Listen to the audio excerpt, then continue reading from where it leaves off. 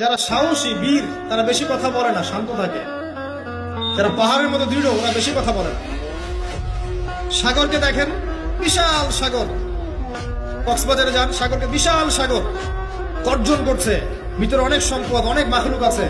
আপনি সামনে গিয়ে দাঁড়ান, বিনয়ের সাথে আপনার পা ধুয়ে দিবেন, কোনো অহংকার করবেন না। প্রতিটা সৃষ্টি আল্লাহ পাকের এক একটা মেসেজ দেয়। ঠিক মেয়ে মানুষও একটা মেসেজ দেয়। কি মেসেজ? আল্লাহ পাক মানুষকে সবচেয়ে সুন্দর করে সৃষ্টি করেছেন, আর মানুষের মধ্যে মেয়েদেরকে সবচেয়ে বেশি সুন্দর করে সৃষ্টি করেছেন।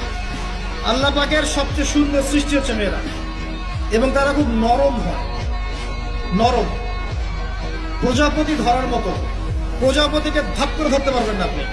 শক্ত করে ধরতে গেলে প্রজাপতি নষ্ট হয়ে যাবে, মরে যাবে। প্রজাপতিকে কোমল ভাবে ধরতে হবে। ঠিক মেয়েদের সামনেও আপনার কোমল থাকতে হবে।